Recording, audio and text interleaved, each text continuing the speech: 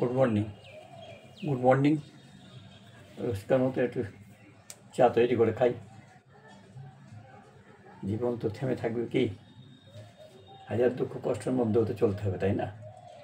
যাই হোক, রোজকার মতো একটু চা তৈরি করে খাই।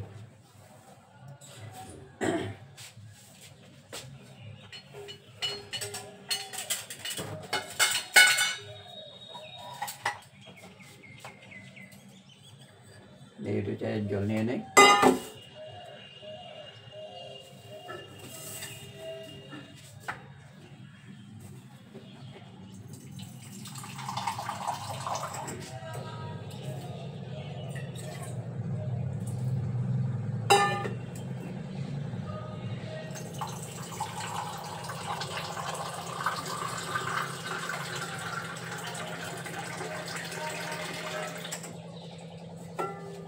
এক কাপ জল নিয়ে নেই। কেমন?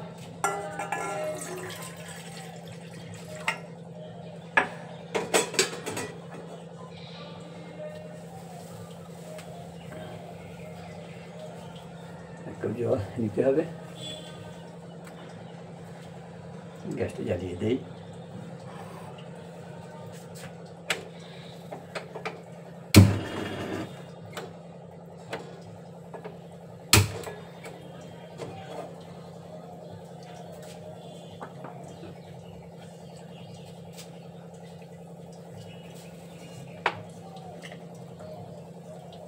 এখন আর ভালো করে তাকিয়ে দেখছি ওপর থেকে চিনিটাও ঢালা হয়নি। আমি ঢেলে দেবো।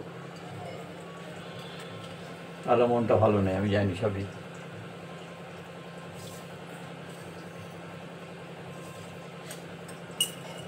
সবই ঢেলে খালি পেটে জল খেয়ে নেওয়াই ভালো না? আজ তো সরস্বতী পুজো। এখন তো মজা হচ্ছে কি, সরস্বতী পুজো সে ভোরবেলা উঠে স্নান করা সেই সব এখন আর হয় না। সরস্বতী পুজো আজকে বেলা 12টা থেকে নাকি লাগবে, কাল সকাল 9টা পর্যন্ত, আগামীকাল সকাল 9টা পর্যন্ত। তাহলে কেন আর ভোরবেলা উঠতে যাবে? সে ভোরবেলা সে উঠে সেই আনন্দটা সেই আর নেই।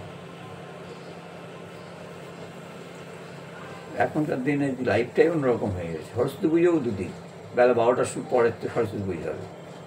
সবাই সন্ধ্যেবেলা করবে। এখন তো অঞ্জলি টঞ্জলিও দেয়, তাই কি দেয়, হয়তো খেয়ে দিয়ে দেয় কি না দেয় জানি না, অনেকে নিশ্চয়ই ভালোভাবেই দেয়। যাই হোক,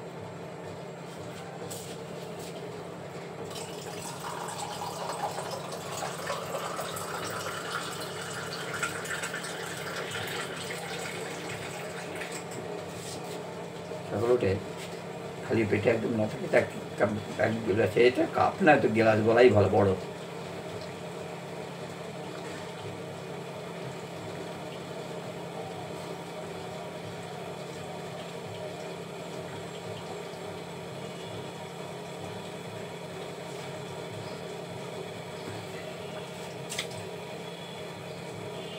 সবাই বাড়ি যাওয়ার কথা বলছি, মানে গ্রামের বাড়িতে। সেখানে গেলে কি না, বাড়ি ফাঁকা করছে, ঘরের দিকে তাকাতেই পারবো না। আমাদের বয়স হয়েছে, সব ঠিক আছে, তবু তো মা না। আগে ঘরে ঢুকেই ওই দিকটা যে মায়ের প্রথম মার সঙ্গে গিয়ে দেখা করতাম।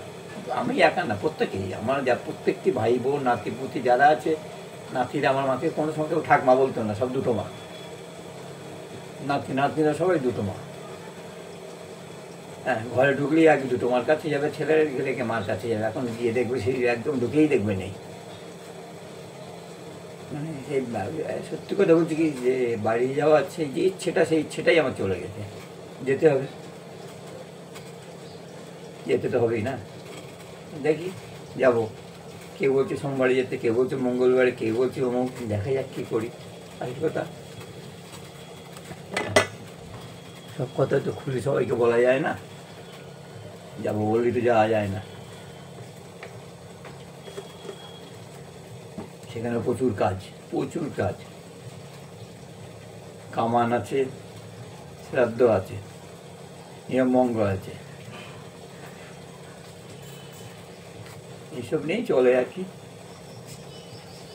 আমাদের সব এক জায়গায় সব নোট, কিন্তু এখন তো কে সবাই এক জায়গায় কোথাতে পাবে? সবাইকে এক জায়গায় জড়ো করা সম্ভব না এখনকার দিনে।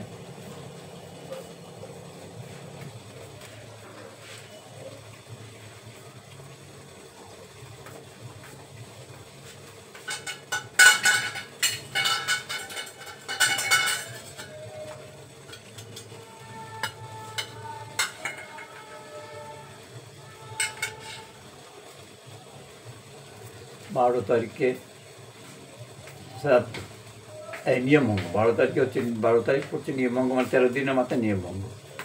ওই টুকটুক করে চলবে আর কি, হবে নিয়মের মতন করেই হবে। এই সকল এখন আর সেই কী বলবো, যে নিজের মনের যেটা থাকতে হবে এখন, মানে কদিন ধরে এসে পর্যন্ত দেখতে পাচ্ছি ঠিক সেভাবে থাকতে পারছি না, কেন জানি না।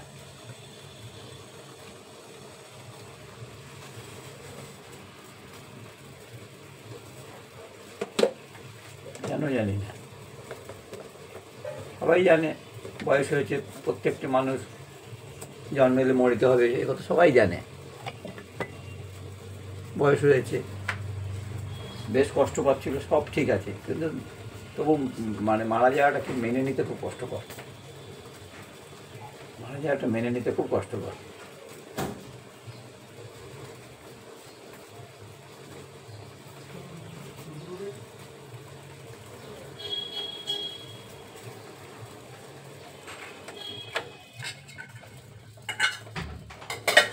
চাটা বানাই,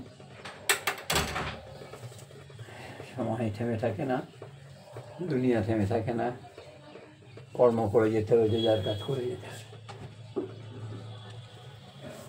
যে যার কাজ করে যেতে হবে। তাই ভুলে গেছে, একটু চিনি ঢেলে রেখে দিই।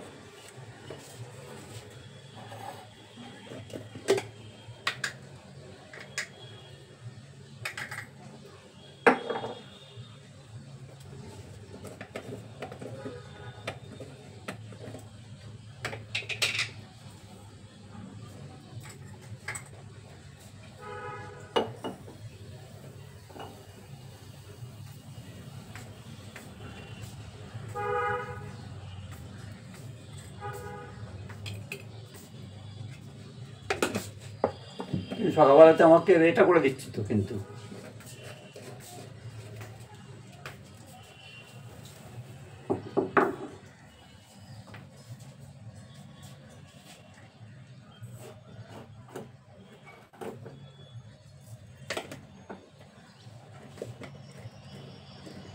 যাদের 9 হয় না, তাদের 90 হয় না।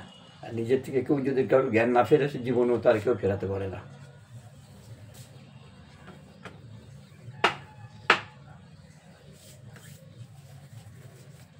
যে বেচাটা হলো,